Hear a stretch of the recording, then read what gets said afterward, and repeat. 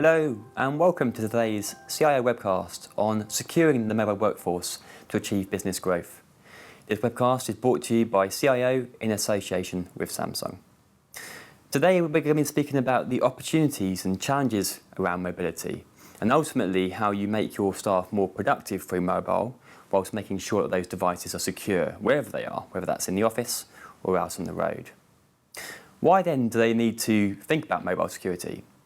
Well, the reality is that a lot of small organisations don't have the talent or resources of larger companies, and this means that they are struggling to keep up with the security threats of today. The example I give you is from IDG's recent research, which found that 50% of small organisations say that they're struggling to keep up with the cybersecurity landscape. It's obviously a big problem today. So today I'm sat down with Phil Lander, who is Director of B2B Europe at Samsung, and Sean John, who is the Chief Security Advisor at Microsoft in EMEA. Sean, Phil, thanks for joining me today. Let's get straight into it then, because it's a big topic to discuss. And Sean, I want to come to you first. To what extent are you seeing small-sized organisations really enabling mobile workforces? We all obviously have smartphones on us 24/7. We're seeing the proliferation of tablets. How are you seeing that at Microsoft? I think mobile is a reality of our life. Everyone is out and about and they're mobile, and whether a small organisation enables it or not, you can guarantee that your employees are using mobile technology because they're on the road, they're travelling, they're doing things, particularly in a small organisation. It's important to be connected wherever you are. So we're beginning to see small organisations really embrace that and actually think about how they can enable mobile first rather than thinking about things from the more traditional office approach. So rather than worrying about the fact their employees are mobile, think about how they can make them productive while they are. Now coming, I guess, away from the productivity side, as we see the proliferation of these devices, Phil, from your side, to what degree are we seeing this result in an increase in privacy or security threats, obviously expanding that attack surface layer potentially? Yeah, absolutely. And I like to think of this as the changing shape of security. You know, there's more mobile workers, there's more freelance workers, there's more work and personal life blending of time and activity. Therefore, you need security solutions and applications and services that can work in that dynamic environment. So in principle, you're getting two key types of attack. One, malicious attacks and cybersecurity threats. But secondly, and this is growing through this dynamic environment, is around kind of accidental threats. So user self-brought on purely accidentally, but potentially leaving a device on a train or not password protecting or having access into key systems and customer data.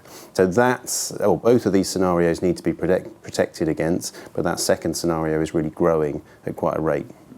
I think that's a really interesting point actually, because I guess what we're talking about here is a balance between mobile devices to enable that productivity within the workplace, increased collaboration as well. But obviously you need to, as you say, kind of protect the data, protect the device. How do organisations, or how should they be going about that? Because I guess ultimately small businesses, they have this issue around talent, getting the right people in, retaining them. They want to give them the best device, but also they want to protect what they have, the data that they're holding on to. Yeah, absolutely. And, you know, not acting is not an option for organisations. Like, it's happening now. There are 47% of organisations are saying that PC and laptop usage is dropping in favour of mobile solutions. And the next generation of workforce are demanding having the right technology to allow them to do their job, use it as seamlessly as they do in their personal life. So my belief is that we need to offer a security platform that's flexible and can grow and adapt with that business in that same dynamic way that the current working conditions are requiring. So providing the ability to set up, to administer, to customize, to manage in a very simple way within your organisation to protect against those key threats that are attacking your business. Yeah, and the reality of that is that we quite often focus on the risk of the mobile device and someone having it, but if you don't have that mobile access, then people print things out and sit and read it. And you know, way before we had computers even, there's been problems of people leaving sensitive bits of paper where they shouldn't. I think the plans for the invasion of Normandy were accidentally left in the back of a taxi. And only because it's wartime it was saved. And there's plenty of examples of ministers walking into number 10 and revealing data because it was on a bit of paper that's revealed. So we need to look at the fact that actually if we can securely enable that mobile access and protect the data, we actually could be in a better place than we could with people walking around with bits of paper with sensitive data on it. I guess keeping with you, Sean, on the security threats that we see, I mean, obviously they're changing, they're getting more dynamic. We're seeing kind of cybercrime as a service. That's a challenge for a lot of organisations, but especially for small business with limited resources, not necessarily the right talent or the appropriate people to manage those kind of threats. How do they keep up with those threats? And the stat I want to kind of bring to you is there's some recent IDG research that's done. And basically 53% of IT leaders said that the pace of change is one of their biggest challenges, and 20% were citing that lack of resources to help them.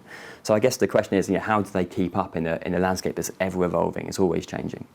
Yeah, I think if you actually look at the threat landscape, it very much follows the technology landscape. So as we use more technology, then people work out how to exploit it. So I think rather than worrying too much about that, it's think about how can I securely protect the technology that I have? How do I get the best ability? And if you actually do this right, then you could be in a better space, particularly as a small business than you used to be. So as we see the growth of mobile, the growth of cloud, things like Office 365, it's much better than the way it used to be, which was a server sitting under somebody's desk in an office and the managing director effectively being the IT director in their evenings. There's actually a real opportunity to go, okay, so there's a lot of change happening, but if I actually adopt the services that are out there, put good policies in place, then arguably I could spend less time having to tinker and change things if I do things right from the beginning. Yeah, so I think about working in IT and having family that had small businesses. I spent a lot more of my spare time 10 years ago being effectively a free IT consultant than I do now, because there's a lot more technology available. We do have a problem with skills in terms of particularly things like cybersecurity, but that's why the more you can use a service, the more you can harden configuration. There are plenty of organisations out there now that will help to provide services to do management over and above that fit in with that sort of cloud and mobile model. And it's actually easier for them to do when they haven't got to get to the server under your desk, when they can help you manage things from a sort of cloud-based model. So those skills challenges are still there. So we come at this perhaps from a kind of negative perspective of looking at small businesses as, they need to protect themselves. But I'd be keen to get your views on actually how good security, good mobile security can be an enabler for a small business. What's the opportunity here if you get it right, I guess? Well, if you think about it, if you've designed a really strong digital platform, really strong access, really controlled mobile access to that information, then you, like going back to what I was saying about avoiding the issue of paper that was there before, but actually now you're giving people a chance to be able to work wherever they are.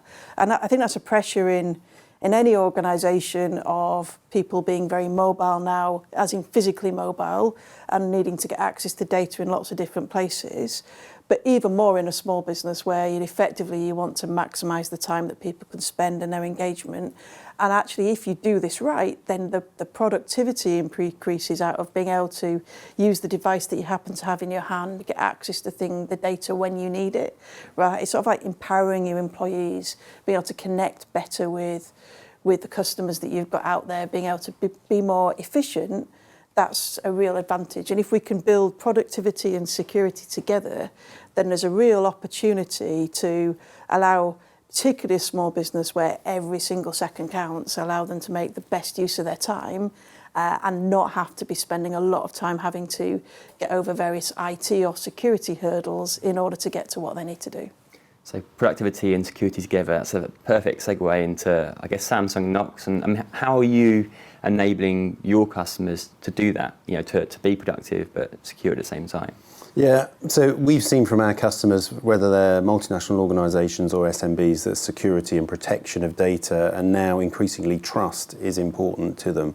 So Samsung Knox is a trusted platform. Globally, 31 governments have certified it as a trusted platform and environment. So that creates the platform and the highway, if you like, to allow you to get access into this world of productivity. Tools like Office 365, in the cloud, applications and services for running your accounts, etc. All those things that can help an SMB business be more productive and be protected in doing that, and knowing that critical data, whether that's customer data or financial organisation data or product data, is protected on their device. And we've made that platform applicable to the SMB marketplace as well. So SMB users can get access to a console to manage very simply a number of IT admin policies. So they don't need to be skilled IT people to be able to do it. But as their business grows and as their needs grow, we work with all of the key partners so that they can use wider, more capable platforms to actually provide for more exacting requirements, but also deliver services such as deploying devices, customizing the device so it has the right applications and services when it comes out the box that that customer needs, and then provides the peace of mind that in life the software that's on the device is the software that you want, and is managed and in your control. So we've created this platform for a broad range of enterprise customers, but from an SMB customer, it helps them secure and protect their business, get access to all these great services that are available today to help a new business or a growing business, and do that with protection and peace of mind. How do you see Knox and indeed the Galaxy line of products that you have starting to embrace those emerging technologies? I know biometrics, we're seeing the rise of machine learning, AI. How are you kind of future ready, if you like, to support the small business today, but also tomorrow? Yeah, so from a protection and threat protection perspective, there's complex developments going on there to continue that ongoing daily battle, and that will continue forever, in my opinion. From a usability perspective, I think this is where an important area where we can take away security being a barrier. So it should be seamless, it should be easy to use. I shouldn't need to remember 16 or 17 passwords to be able to get access into my working environment. So we're using biometric technology, whether that's fingerprint or facial recognition across our devices, to make it much easier and quicker to be productive on the move. So leveraging those tools and a secure platform and a great range of applications and services means that people that are out and about, and that's increasingly happening nowadays, are able to do their jobs in a very effective way. Just on the biometrics, facial recognition, with small businesses, have you had to go through a bit of a learning curve with them in terms of to educate them of the possibilities of technology, any risk or concerns? I guess a lot of this is already appearing in our consumer lives, so to a degree that wouldn't have had to be too much of a stretch. But are you having to go through an education process as to how it works, but also any concerns they have? Yeah, we've utilised a number of different technologies, and we've seen that some work particularly well in certain environments. So in some of our ruggedised products, we've had to put in specific capabilities to allow people to use, if they're in a factory and they're using gloves, using fingerprint doesn't make a lot of sense for them. If they're wearing goggles, using iris recognition doesn't make sense. And we're also learning from the sort of data that we see on utilisation as well as customer feedback. By and large now, we're seeing that people are preferring fingerprint as a simple, easy method that allows them to get access to their personal and corporate data. But we're providing a range of options, but on our latest S10 range, we've enhanced the fingerprint capability to make it easier to increase the accuracy of its recognition as well. And one of the really interesting things about the evolution of biometrics, because it's something obviously we do on laptops and desktop devices with Windows Hello, is actually the fact that biometrics now doesn't leave the device. So one of the things that people are really worried about the biometric information is if it's on this big server that's centrally and then that gets hacked, I can't change my fingerprints and I can't change my face. But actually the way that it works is that never leaves the Samsung device. So effectively you're authenticating with a token that you're unlocking with the biometrics, which means that you've got that extra factor, the multi-factor in place, but you haven't got the risk of having to change all your fingerprints and go get an identity change if something happens. And then that's, I think, is one of those real examples of security and productivity coming together, because it's much easier to use a fingerprint than it is to write a 16-character complex password, which somebody can see over your shoulder, in particular on a mobile, when you're mobile. And also, it means you're more likely to engage it, they're more likely to work with it. And then when we talk about things like multi-factor authentication, it's right there built into the device just by connecting. And that also will enable us eventually, hopefully, to kill the password and go fully passwordless. So I think it's one of those things where we're at a real tipping point at the moment where the things that people like Samsung are doing are going to make a real difference to security. So what I would say to small businesses, it's much better than using your dog's name as a password to use your fingerprint. And it's going to give you more protection. It's going to make it easier for people to connect. And longer term, it could just make things, even more productive. If you were speaking to a small business today, what kind of technologies and processes should they be putting in place so they're a lot stronger from a security standpoint? They're still enabling that productivity, but they're kind of killing two birds with one stone, if you like. I do think the first thing is biometrics. Get that enabled straight away to control access to the device. It's the best way of protecting, I think, from that point of view. And then the other thing is look at putting protection around the device so that you can control the data that's on it, particularly the business data. Make it easy to actually separate that from your employees' personal data, because that reduces the accidental, I emailed it to my personal, not my work account approach. And leading on from that, making sure that if the device is lost, you are able to easily wipe all data off that device, at least the corporate data, maybe not. And the more you can separate between, I'll wipe the corporate data and maybe let you choose what to do about your family photos and things like that, the better. But if it's a choice, you need to be able to be clear that if the device is lost, I can make sure that I can get rid of the data that might be on it that's sensitive. Now I'm aware I've got two kind of tech juggernauts in the room, like with Samsung and Microsoft, both in the B2B and B2C spaces. And we touched a bit on biometrics earlier, but I'm really keen to find out what kind of emerging technologies you see around the corner that small businesses should be aware of. We touched on machine learning, AI. We're seeing hype on big data, blockchain, dare I say it, but what do you, what's the hype and what's the hope, I guess? Where do you see the future against the fads, perhaps? So I think unless you're a technology company as a small business, you shouldn't worry about blockchain unless some other organisation comes up with a really good use case of it, and then you're a consumer of that use case, not of blockchain. So that's my particular view. And it's sort of the same with some of the machine learning. So for security, we're able to use machine learning to build into the platform, to make the platform self-protecting, to make things better. One of the things for us in terms of things like artificial intelligence and machine learning is to effectively democratize that. So whereas some other people are building services with AI machine learning, what we're trying to do is build a platform that any organisation of any size, including small businesses, can use to develop their own machine learning applications and AI capabilities on top of it. So things like building your own customer chatbot and things like that, providing you the capability to do it without having to be a data scientist. So that's the sort of view. And then I do think that the more this move towards putting security into productivity, using machine learning to augment the human being rather than replace the human being, that's a real advantage, particularly for a small business where you've got less people. So the chatbot I was talking about as an example of that, not to do everything, but just to sort of increase the responsiveness is the word I'm looking for, to increase the responsiveness of the organisation. What would you say, Phil? What do you see at Samsung? I think a couple of areas. One around AI and seeing that actually used already today around cybersecurity, and certainly in larger organisations where they're using those to handle some of the more routine tasks that the IT security teams were doing, which are freeing up those teams to be able to do more proactive work like M&A, assessments, etc. So providing a more front-footed approach to that and letting the machines do the security element. I can see AI helping in this changing shape of the workplace as well by starting to identify patterns. So for instance, Phil's using his phone at 11 o'clock at night in central London. Maybe this is not a regular place for him to work in. Perhaps there's slightly more security risk of this device getting stolen or picked up off a table. So certain procedures and processes could be put in place on the back of that. I'd sort of say that's not futures though, that's here today, isn't it? So. Well, yes, but could be used more widely, I think.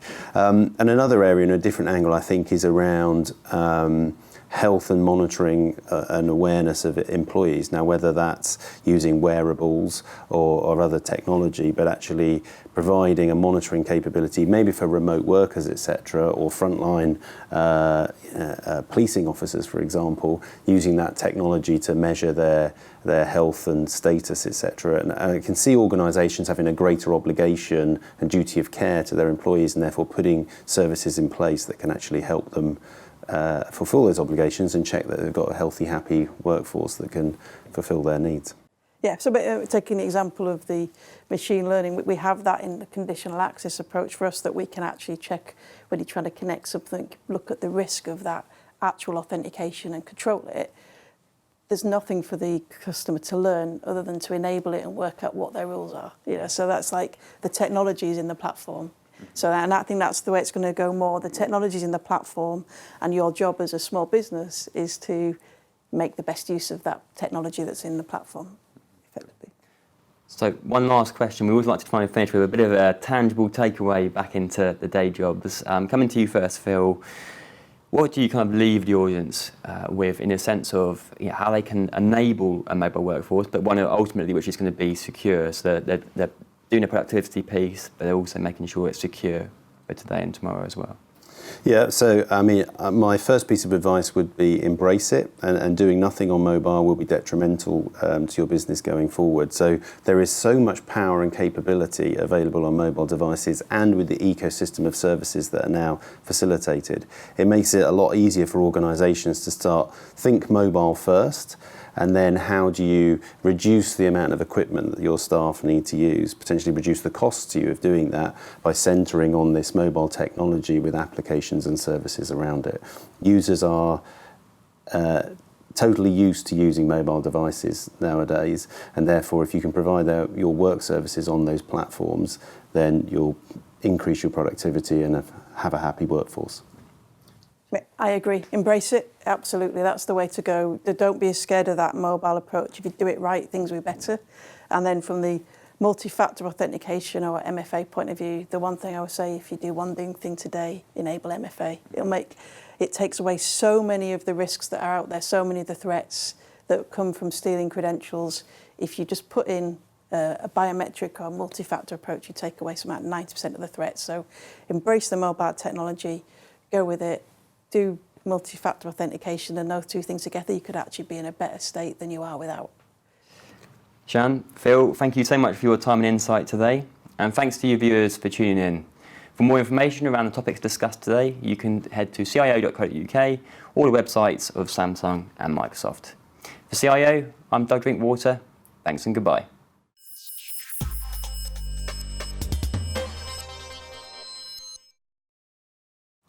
Sian, Phil, thank you so much for your time and insight today, and thanks to you viewers for tuning in.